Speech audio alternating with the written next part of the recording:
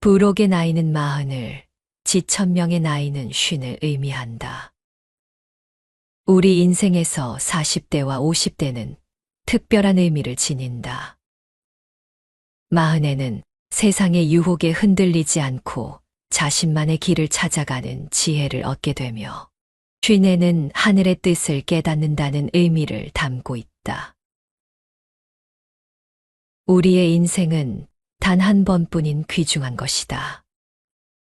삶은 두 번 살 수 없는 단 한 번뿐인 짧은 것이기에 가지 않은 길에 대한 동경이 있어도 그 길을 선택하기란 현실적으로 어렵다. 그래서 많은 이들이 안전하고 편안해 보이는 대중의 길을 따르는 것이 더 빠르고 흐름에 몸을 맡기는 삶이 더 수월하다고 믿으며 살아간다. 그러나 살아보니 남들이 가는 길을 따르는 인생은 더디고 답답하며 지루함이 가득했다. 흐름에 몸을 맡기는 방식은 정신없이 흘러가며 위태롭고 나를 구속하는 족쇄와도 같았다.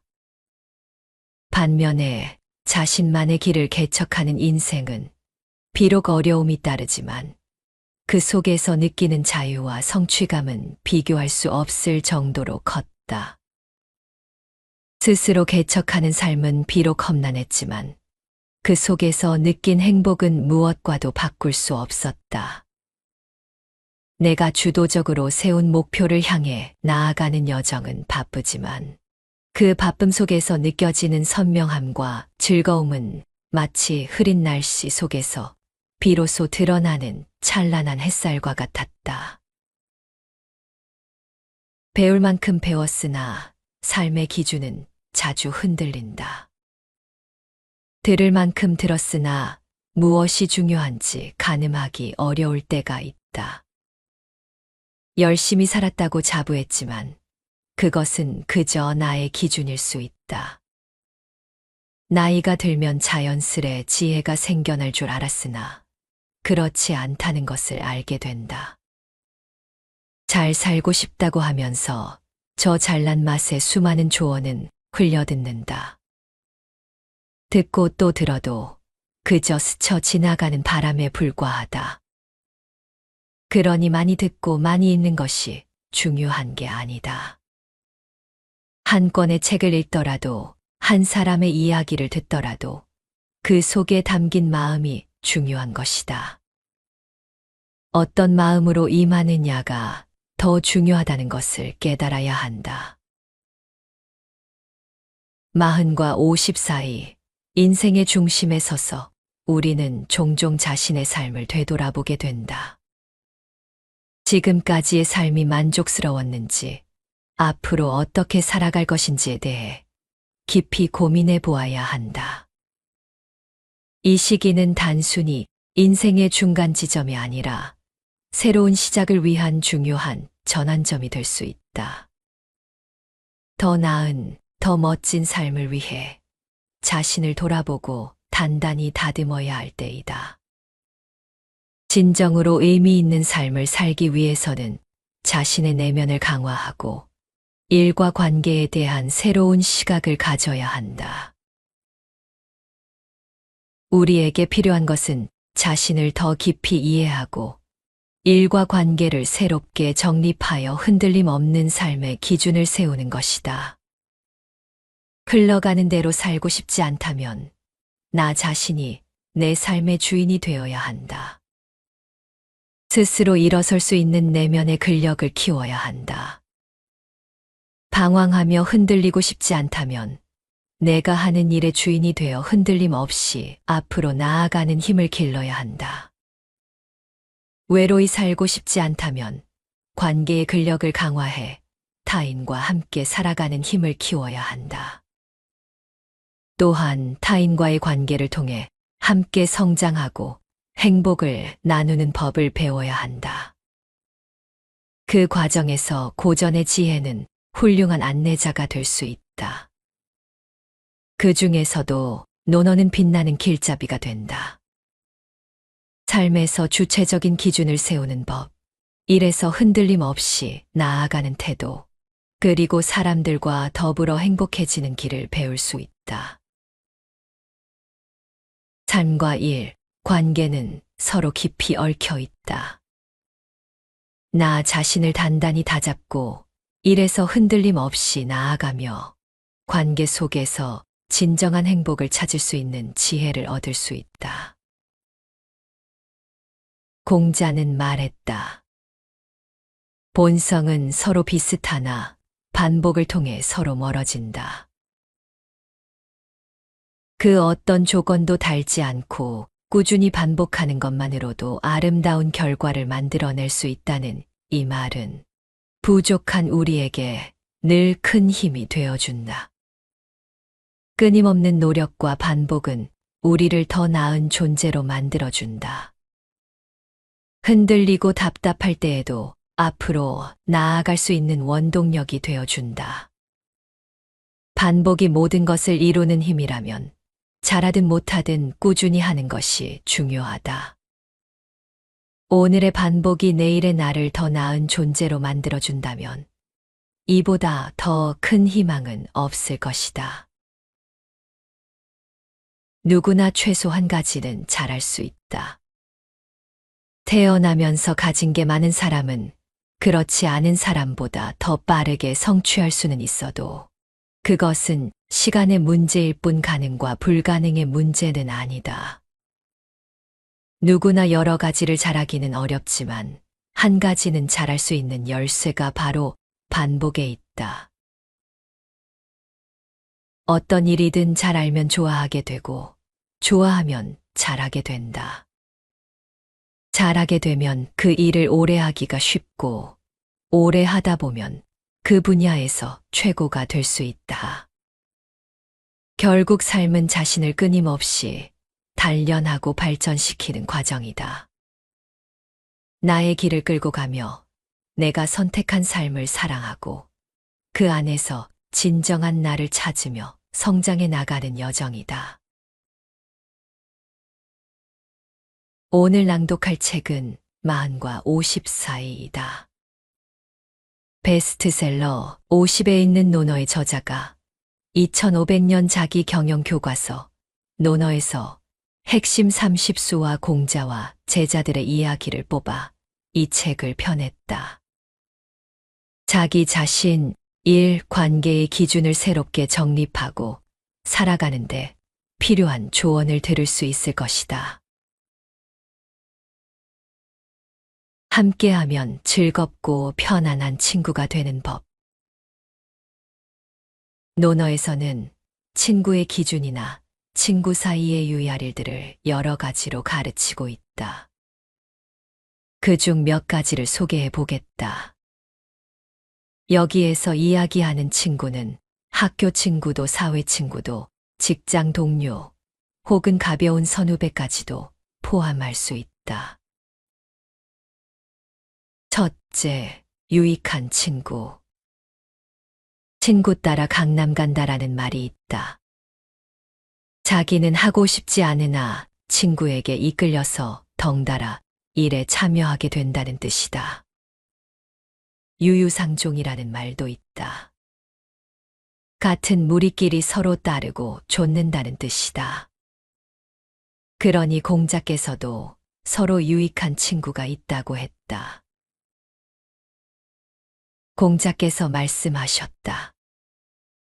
도움이 되는 새 친구가 있으니 정직한 친구, 신실한 친구, 견문이 많은 친구와 벗하면 유익하다. 논어 개시 4장. 먼저 고든 말을 하는 정직한 친구이다. 둘째는 성품이 너그러운 신실한 친구이다.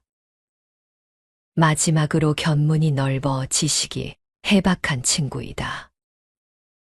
이는 학교에서도 직장에서도 마찬가지이다. 자신도 모르게 잘못된 길로 빠져들고 있다면 고든 말로써 다잡아 줄 수 있는 동료나 상사가 좋은 친구이다. 성품이 모나지 않고 너그러운 동료나 상사와 함께 일한다면 이는 행운이다. 필요할 때 도움이나 지원을 받을 수 있는 역량 있는 동료나 상사와 함께하는 것 역시 마찬가지이다. 둘째, 무익한 친구. 다음으로는 도움이 안 되는 친구이다. 성격이 괴팍한 친구, 의지가 연약한 친구, 말만 잘해 아첨을 잘하는 친구는 오랫동안 함께하기가 쉽지 않다. 직장에서도 마찬가지이다. 성격이 독특한 동료나 상사는 그 비위를 맞추기가 어렵다. 우유부단하여 자기 주장이 없는 사람 역시 함께하기 쉽지 않다. 행동보다 말을 늘 앞세우는 사람은 피하는 것이 상책이다. 공자께서 말씀하셨다. 손해가 되는 새 친구가 있으니 편벽한 친구, 부드러운 척하는 친구, 말만 잘하는 친구와 벗하면 해롭다. 노너게시 사장. 셋째, 친구 간의 조언. 친구에게 하는 조언은 조심해야 한다. 친구는 후배가 아니다. 친구는 친구의 조언을 듣기 싫어한다. 선배나 부모의 조언도 거부하는 경우가 적지 않은데, 하물며 친구의 조언은 더 말할 여지가 없다. 그러니 공자께서도 친구나 상사에게 조언할 때 유의해야 함을 이렇게 말하고 있다. 자유가 말하였다. 군주를 섬김에 간언을 자주 하면 욕을 당하고 친구에게 충고를 자주 하면 사이가 멀어진다. 논어 2인 26장. 상사의 잘못이나 불합리한 처사가 생길 때마다 충고한다면 자신의 의도와는 다르게 욕을 당할 수가 있다. 역으로 그 어떤 경우라도 상사의 일이라면 예스맨이 되어도 종국에는 욕을 당할 수가 있다. 친구에게 조언이나 충고를 자주 해서는 안 된다. 의도와는 다르게 사이가 멀어지는 원인이 된다. 친구에게 충고를 듣는다는 건 쉬운 일이 아니기 때문이다. 중용을 지키기가 어렵지만 중용을 찾아가는 것이 삶의 지혜이다. 그것은 가족이나 친구에게도 마찬가지이다. 내가 하기 싫은 일은 남도 하기 싫다. 다른 사람의 도움을 받으려면 다른 사람의 마음을 알아야 편하다. 남편은 아내의 마음을 알아야 삶이 더 부드러워진다. 아내도 마찬가지이다. 부모와 자식 간에도 형제자매 간에도 마찬가지이다. 상사와 부하 간에도 스승과 제자 간에도 마찬가지이다. 친구 간에도 고객 간에도 그렇다. 그 어떤 관계에서든 그와 함께 평화롭게 살고 싶다면 그 사람의 마음을 알아야 한다. 그런데 사람의 마음을 안다는 건 매우 어려운 일이다. 지난 수천 년 동안 그 문제를 많은 현인이 고민했지만 쉽게 해결되지 않고 있다. 그래서 종교의 창시자들은 사랑과 자비와 인으로써 해결하고자 했다. 많은 철학자는 치밀한 철학의 힘으로 그 문제를 풀어보고자 했다. 하지만 지금도 가족 간의 불화와 갈등과 싸움이 사라지지 않고 있다. 지역 간의 갈등과 투쟁이 줄어들지 않고 있다. 국가 간의 전쟁과 싸움이 끝없이 일어나고 있다. 부부 간에도, 형제 간에도, 가정에서도, 학교에서도, 기업에서도, 직장에서도, 교회에서도, 절에서도 시기와 갈등과 싸움은 줄어들 줄을 모른다. 자공이 물었다. 바르게 사는 사람으로서 평생 가져야 할 한마디 말이 있다면 그것은 무엇입니까? 공자께서 말씀하셨다. 그것은 서라는 말이다. 내가 하고 싶지 않은 바를 다른 사람에게 시키지 않는 것이다. 논어 위령공 23장. 바르고 성실하게 살아가려 노력하는 사람에게 평생 필요한 한 글자가 있다면 그것은 어떤 글자인지를 물었다. 제자인 자공이 단도직입적으로 딱 한 글자만 알려달라고 했을 때 공자의 대답은 바로 서였다. 서는 용서라는 말이다.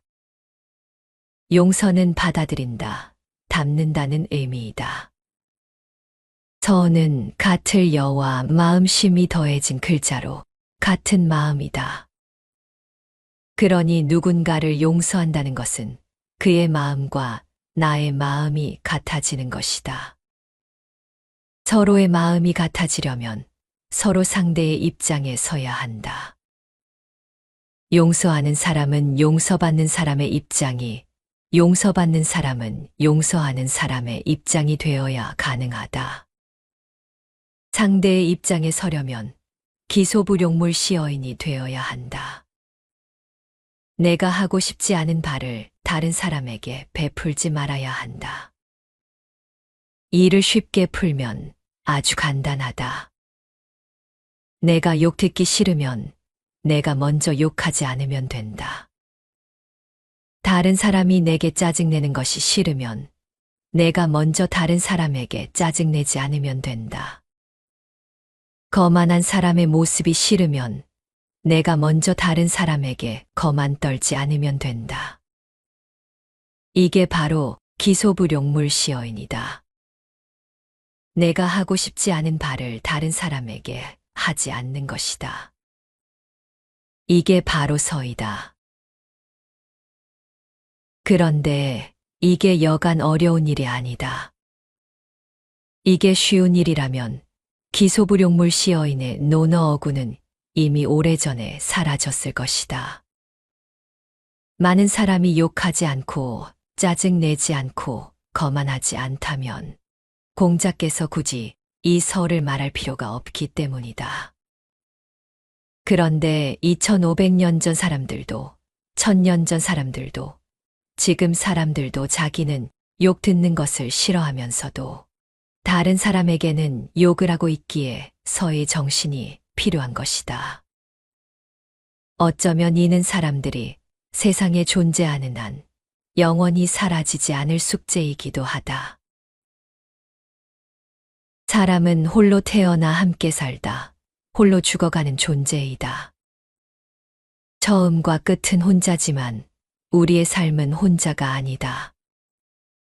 처음에는 부모 자식의 연으로, 결혼하면 부부의 연으로, 학교에서는 스승과 제자의 연으로, 직장에서는 팀장과 팀원의 연으로, 시장에서는 상인과 고객의 연으로, 비행기를 타면 기장과 손님의 연으로, 극장에 가면 배우와 관객의 연으로, 군인이 되면 일병과 이병의 연으로 만난다. 관계의 기본은 어디서나 두 사람이다. 부모와 자식도, 형과 동생도, 언니와 동생도, 할머니와 손주도, 스승과 제자도, 팀장과 팀원도, 선장과 선원도, 상인과 손님도, 배우와 관객도, 상사와 부하도, 대부분의 관계는 늘 두 사람이 기본이다. 행복한 관계도 불행한 관계도 두 사람 사이에서 시작되고 마무리된다. 두 사람이 웃으면 세상은 따뜻해지고 두 사람이 찡그리면 세상은 차가워진다. 그것을 공자께서는 인이라고 했다. 이는 두 사람 간의 문제를 다루고 있다. 두 사람이 모였을 때 서로 사랑하고 서로 이해하고 서로 양보하고 서로 격려하면서 살아갈 수 있는 어진 마음이 바로 인이다. 남을 사랑하고 어질게 행동하는 것을 인한 마음, 인한 행동이라 한다. 그 두 사람이 가족으로 만나든 친구로 만나든 조직에서 상사와 부하로 만나든 갑과 을로 만나든, 스승과 제자로 만나든, 상인과 손님으로 만나든 그렇다. 그러므로 선은 인을 이루는 기술이자 방법이다. 수천 년 동안 알려진 공공연한 비밀이자 비법이다. 그것은 공자님이나 예수님이나 부처님이나 크게 다르지 않다. 당신이 대접받고 싶은 대로 상대를 대접하라는 성경의 가르침이나 상대를 가엾게 여겨 자비를 베풀라는 불경의 가르침이나 별반 다르지 않다. 두 사람이 모두 인하면 세상은 극락이 되고 천국이 된다. 둘 중에 한 사람만이라도 인하면 세상은 살만한 세상이 된다. 두 사람 모두가 불인하면 세상은 머지않아 지옥이 된다. 한 사람을 용서하는 것이 얼마나 어려운 일이면 세상을 떠나는 날에도 용서하지 못하고 용서를 못 받는 경우가 있다. 어떤 사람은 노인이 되어서야 가까스로 용서한다. 어떤 사람은 마음에 상처를 받은 지 10년이 되어서야 용서한다. 나와 상대의 입장을 바꾸어 본다는 것. 공자의 제자 중에는 스승으로부터 누가 가장 어진 사람으로 인정받았을까? 그는 바로 안회라는 제자였다. 공자께서 말씀하셨다. 안회는 그 마음이 3개월 동안 인을 떠나지 않았지만 그 나머지 제자들은 하루나 한 달에 한 번 이내에 이를 뿐이다. 논어 옹야 5장. 공자의 기라성 같은 제자들에게도 인의 실천은 어려운 과제였다. 3개월 동안 어진 행동을 한 번 정도 실행하기도 쉽지 않았다고 하는 스승의 지적을 보면 그렇다. 하지만 안회는 달랐다. 공자의 특급 수석 제자였던 안회는 매일 인을 실천하면서 살았다. 간혹 아주 간혹 3개월에 단 하루 정도 인에서 벗어나는 행동을 할 뿐이었다. 한 번은 공자의 5손가락 안에 들어가는 제자로 알려진 자공이 공자에게 말했다. 저는 남이 저에게 하지 않았으면 하는 일을 저 역시 남에게 하지 않고자 합니다. 바로 인을 말한 것이다. 저는 남에게 욕 듣는 게 싫기에 저도 남에게 욕하지 않겠다고 자신 있게 말하는 제자에게 공자께서는 이렇게 말했다.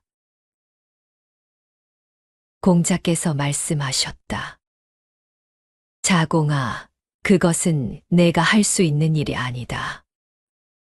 논어 공야장 11장. 손가락 안에 꼽히는 우수한 제자들도 남을 이해하고 남의 처지에서 생각하는 역지사지의 어려움을 말하고 있다. 나에게 피해를 준 누군가를 용서한다는 것은 말처럼 쉬운 일이 절대로 아니다. 나를 무시한 가족이나 친구를 용서한다는 것은 더욱 어려운 일이다. 아는 사람일수록 가까운 사람일수록 용서하기가 더 어렵다는 것을 당해보면 누구나 절감한다.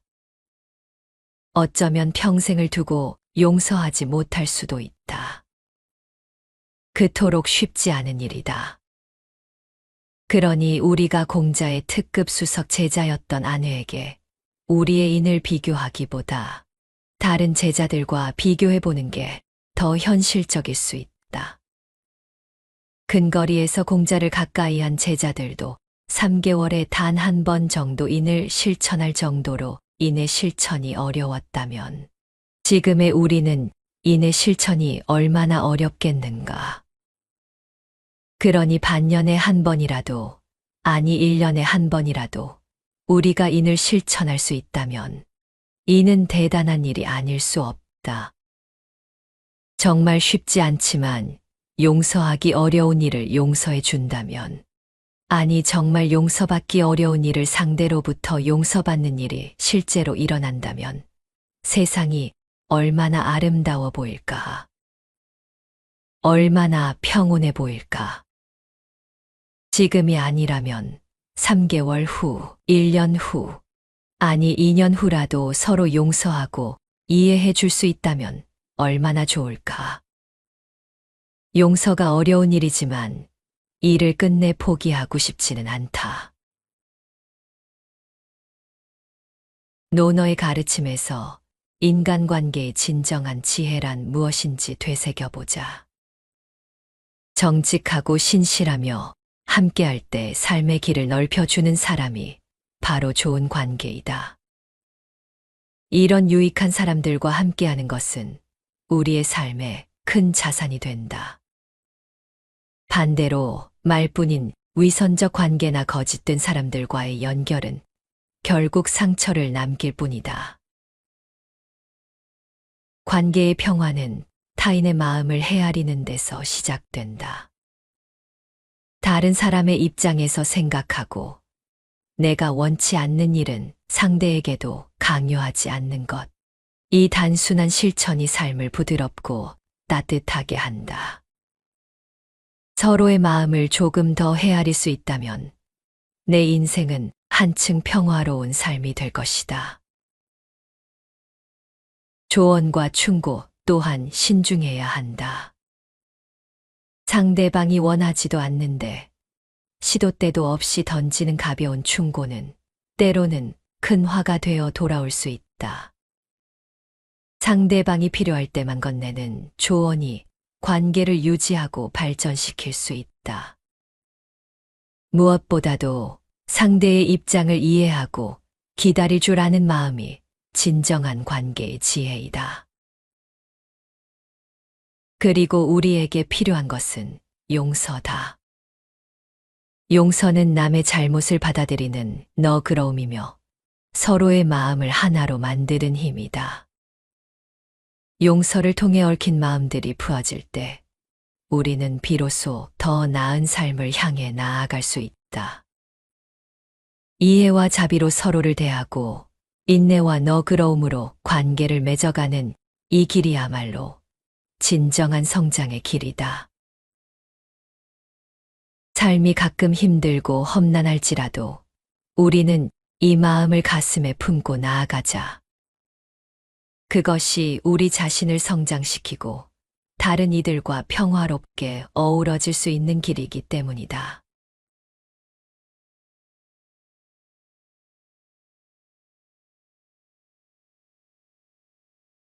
부록의 나이는 40을, 지천명의 나이는 50을 의미한다. 우리 인생에서 40대와 50대는 특별한 의미를 지닌다.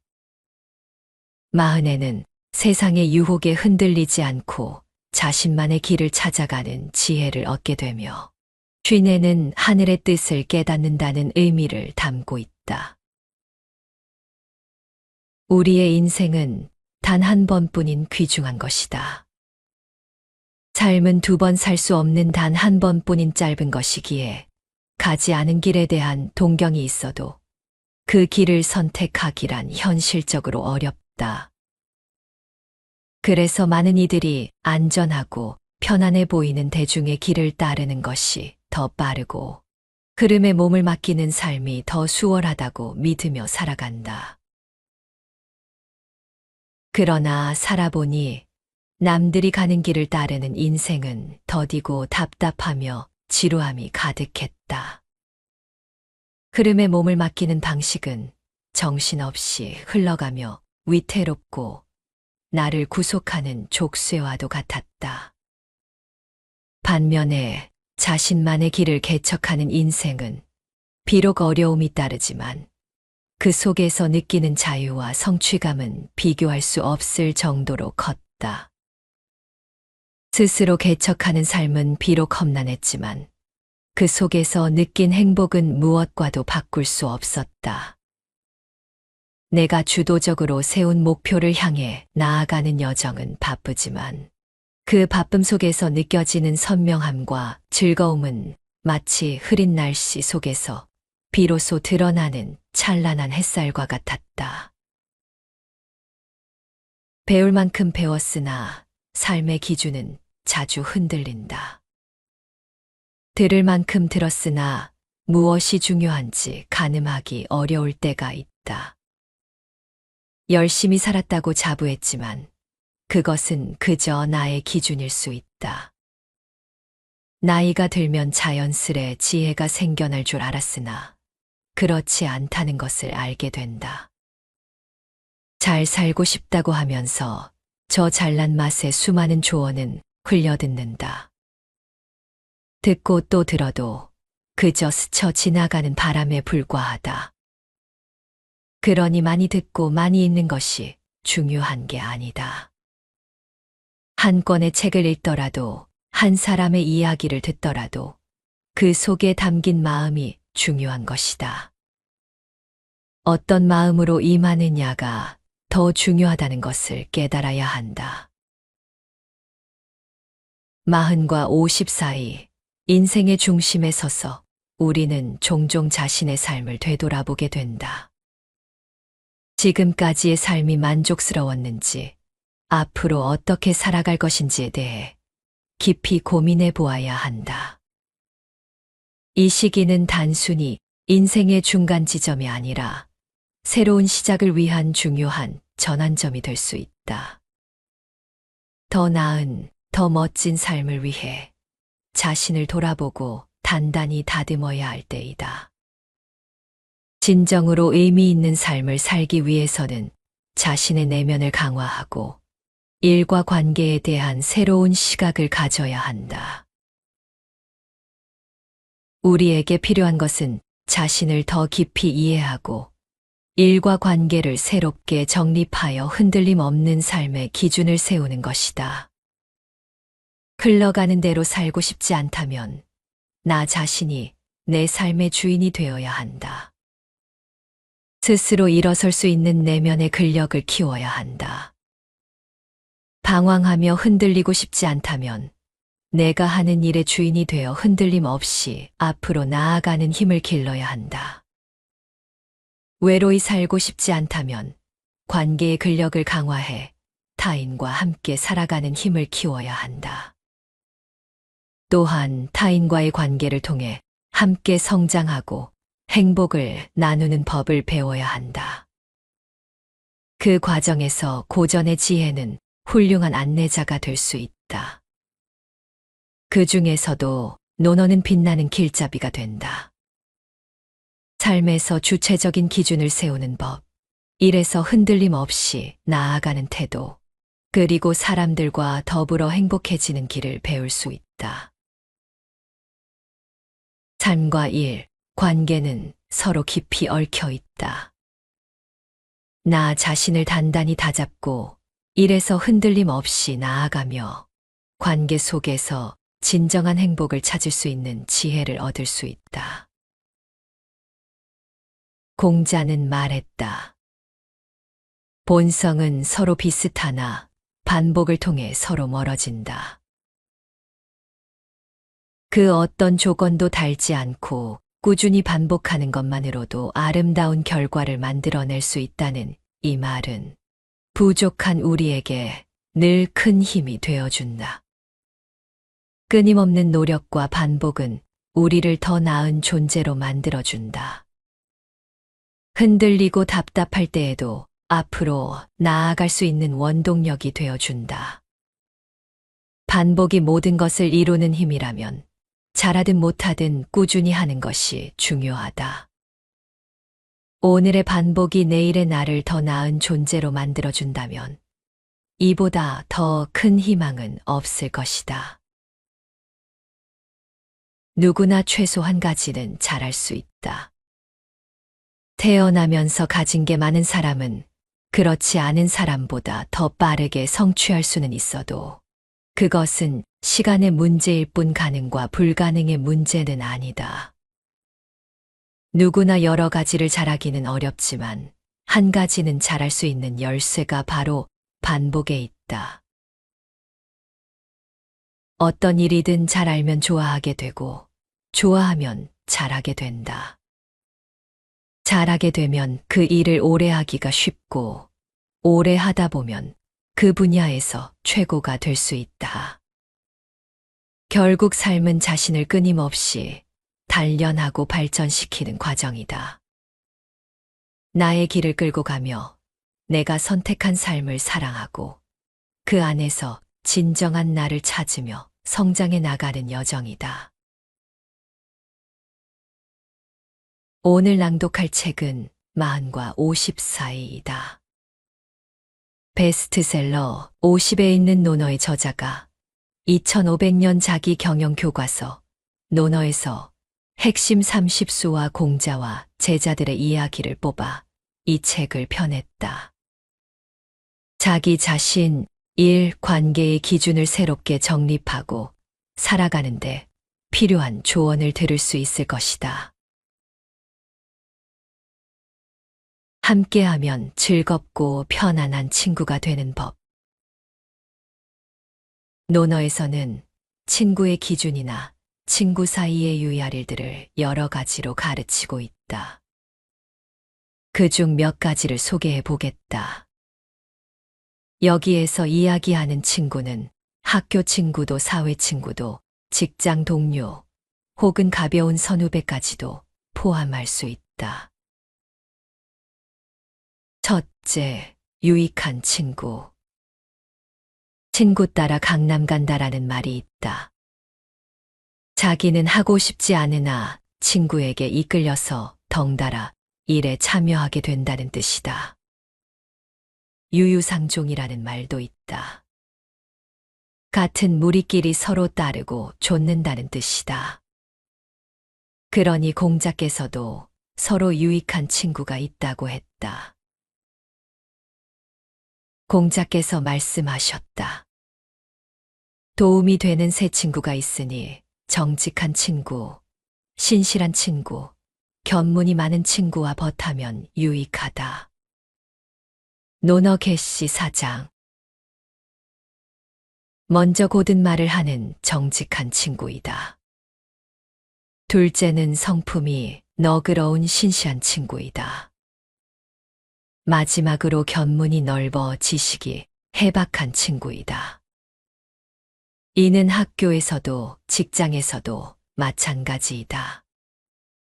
자신도 모르게 잘못된 길로 빠져들고 있다면 고든 말로써 다잡아 줄 수 있는 동료나 상사가 좋은 친구이다. 성품이 모나지 않고 너그러운 동료나 상사와 함께 일한다면 이는 행운이다. 필요할 때 도움이나 지원을 받을 수 있는 역량 있는 동료나 상사와 함께하는 것 역시 마찬가지이다. 둘째, 무익한 친구. 다음으로는 도움이 안 되는 친구이다. 성격이 괴팍한 친구, 의지가 연약한 친구, 말만 잘해 아첨을 잘하는 친구는 오랫동안 함께하기가 쉽지 않다. 직장에서도 마찬가지이다. 성격이 독특한 동료나 상사는 그 비위를 맞추기가 어렵다. 우유부단하여 자기 주장이 없는 사람 역시 함께하기 쉽지 않다. 행동보다 말을 늘 앞세우는 사람은 피하는 것이 상책이다. 공자께서 말씀하셨다. 손해가 되는 새 친구가 있으니 편벽한 친구, 부드러운 척하는 친구, 말만 잘하는 친구와 벗하면 해롭다. 논어 개시 4장. 셋째, 친구 간의 조언. 친구에게 하는 조언은 조심해야 한다. 친구는 후배가 아니다. 친구는 친구의 조언을 듣기 싫어한다. 선배나 부모의 조언도 거부하는 경우가 적지 않은데 하물며 친구의 조언은 더 말할 여지가 없다.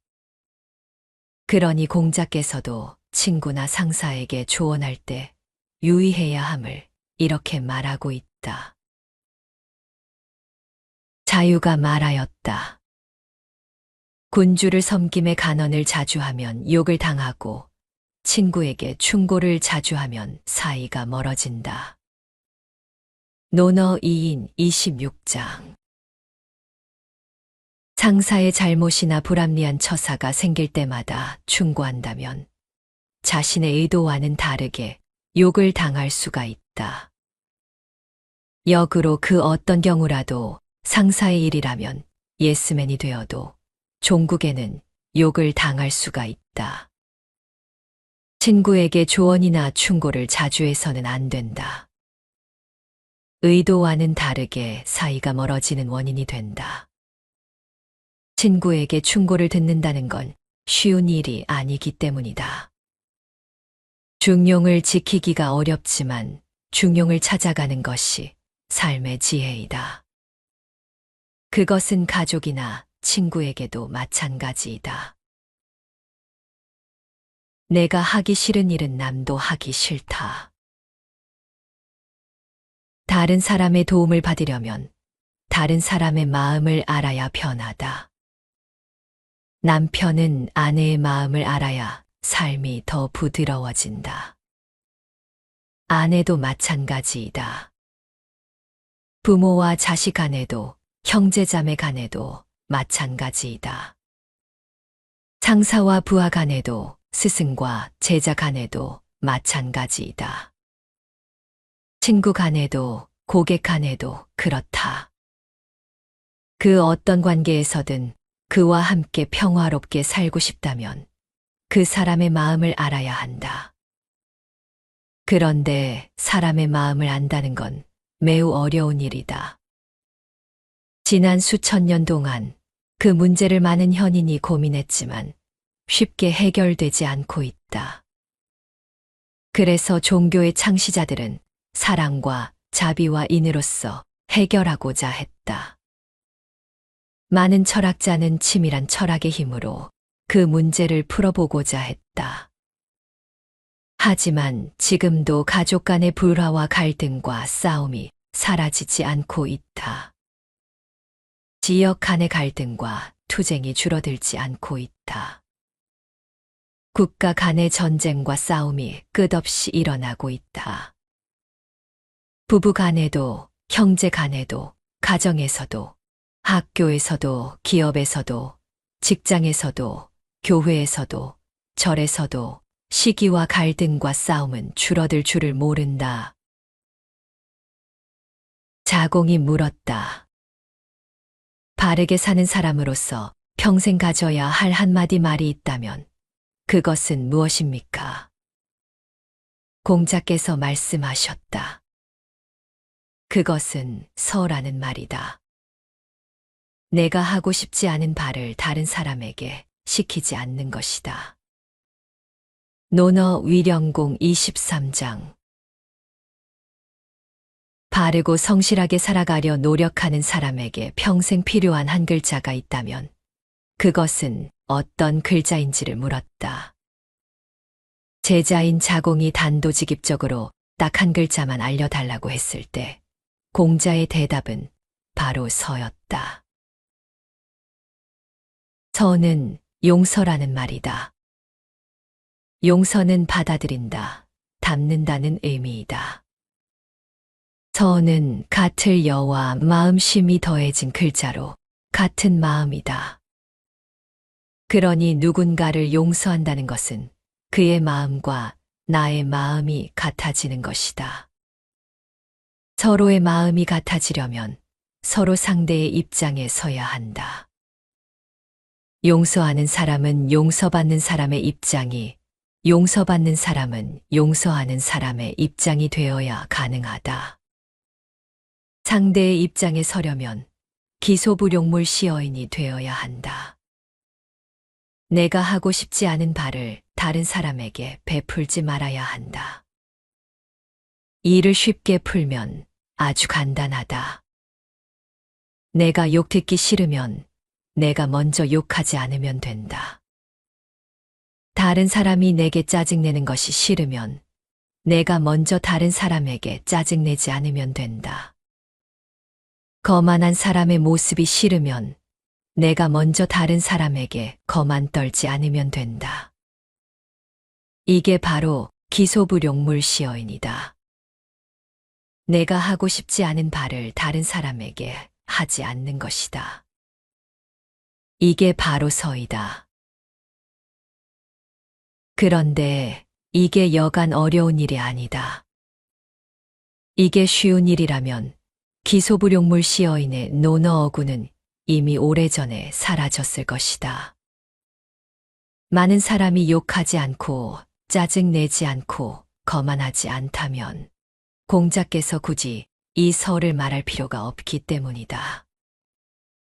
그런데 2500년 전 사람들도 1000년 전 사람들도 지금 사람들도 자기는 욕 듣는 것을 싫어하면서도 다른 사람에게는 욕을 하고 있기에 서의 정신이 필요한 것이다.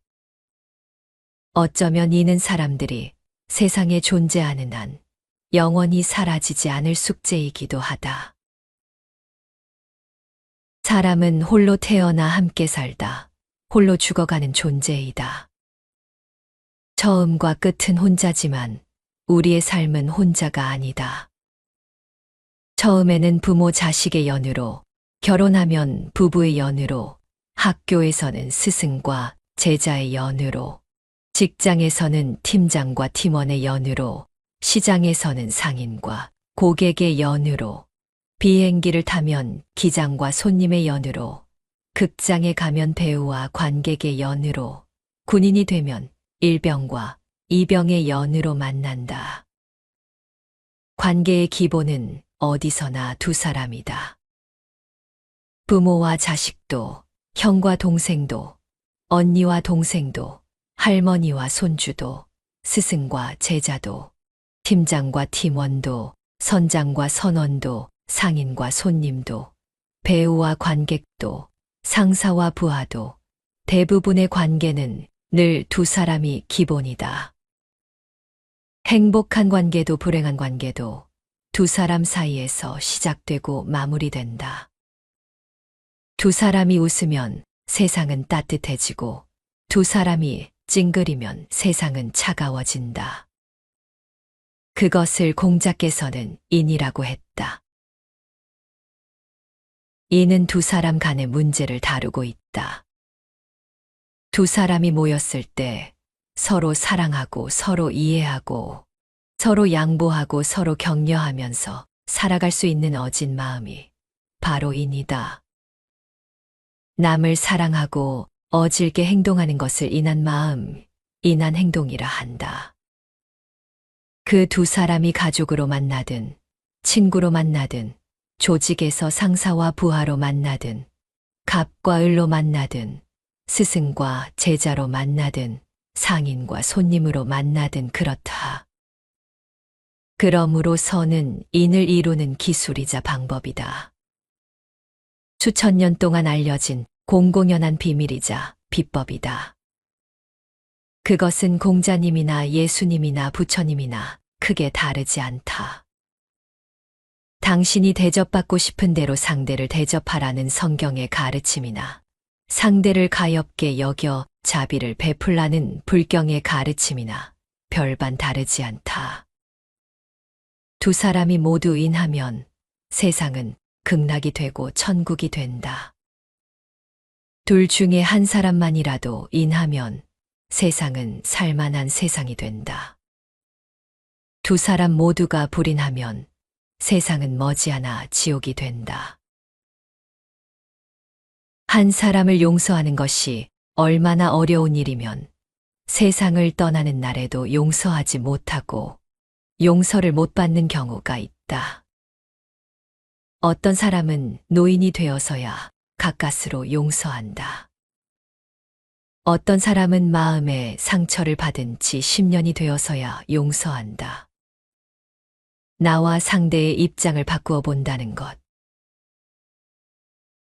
공자의 제자 중에는 스승으로부터 누가 가장 어진 사람으로 인정받았을까? 그는 바로 안회라는 제자였다. 공자께서 말씀하셨다.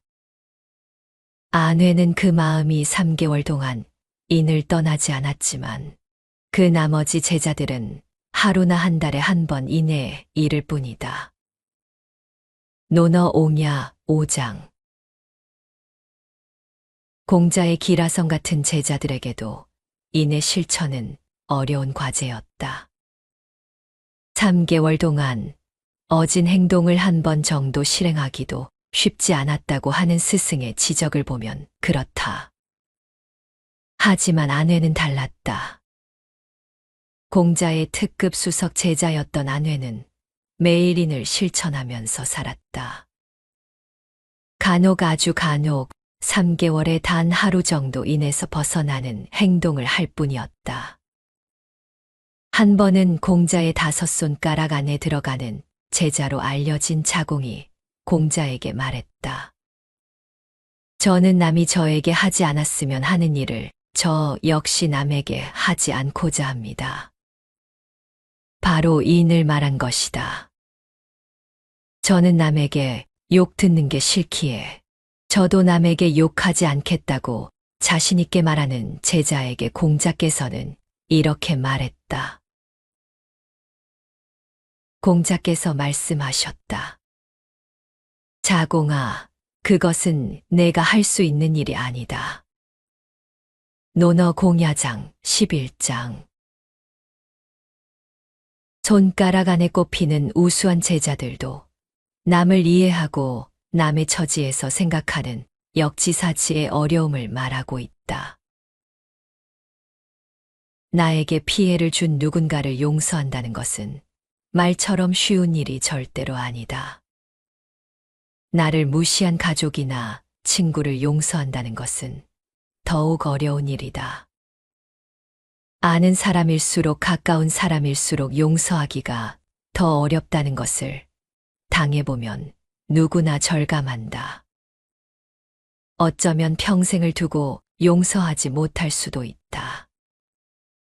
그토록 쉽지 않은 일이다. 그러니 우리가 공자의 특급 수석 제자였던 안회에게 우리의 인을 비교하기보다 다른 제자들과 비교해보는 게 더 현실적일 수 있다. 근거리에서 공자를 가까이 한 제자들도 3개월에 단 한 번 정도 인을 실천할 정도로 인의 실천이 어려웠다면 지금의 우리는 인의 실천이 얼마나 어렵겠는가. 그러니 반년에 한 번이라도, 아니 1년에 한 번이라도 우리가 인을 실천할 수 있다면 이는 대단한 일이 아닐 수 없다. 정말 쉽지 않지만 용서하기 어려운 일을 용서해 준다면, 아니 정말 용서받기 어려운 일을 상대로부터 용서받는 일이 실제로 일어난다면 세상이 얼마나 아름다워 보일까? 얼마나 평온해 보일까? 지금이 아니라면 3개월 후, 1년 후, 아니 2년 후라도 서로 용서하고 이해해 줄 수 있다면 얼마나 좋을까? 용서가 어려운 일이지만 일을 끝내 포기하고 싶지는 않다. 논어의 가르침에서 인간관계의 진정한 지혜란 무엇인지 되새겨보자. 정직하고 신실하며 함께할 때 삶의 길을 넓혀주는 사람이 바로 좋은 관계이다. 이런 유익한 사람들과 함께하는 것은 우리의 삶에 큰 자산이 된다. 반대로 말뿐인 위선적 관계나 거짓된 사람들과의 연결은 결국 상처를 남길 뿐이다. 관계의 평화는 타인의 마음을 헤아리는 데서 시작된다. 다른 사람의 입장에서 생각하고 내가 원치 않는 일은 상대에게도 강요하지 않는 것. 이 단순한 실천이 삶을 부드럽고 따뜻하게 한다. 서로의 마음을 조금 더 헤아릴 수 있다면 내 인생은 한층 평화로운 삶이 될 것이다. 조언과 충고 또한 신중해야 한다. 상대방이 원하지도 않는데 시도 때도 없이 던지는 가벼운 충고는 때로는 큰 화가 되어 돌아올 수 있다. 상대방이 필요할 때만 건네는 조언이 관계를 유지하고 발전시킬 수 있다. 무엇보다도 상대의 입장을 이해하고 기다릴 줄 아는 마음이 진정한 관계의 지혜이다. 그리고 우리에게 필요한 것은 용서다. 용서는 남의 잘못을 받아들이는 너그러움이며 서로의 마음을 하나로 만드는 힘이다. 용서를 통해 얽힌 마음들이 풀어질 때 우리는 비로소 더 나은 삶을 향해 나아갈 수 있다. 이해와 자비로 서로를 대하고 인내와 너그러움으로 관계를 맺어가는 이 길이야말로 진정한 성장의 길이다. 삶이 가끔 힘들고 험난할지라도 우리는 이 마음을 가슴에 품고 나아가자. 그것이 우리 자신을 성장시키고 다른 이들과 평화롭게 어우러질 수 있는 길이기 때문이다.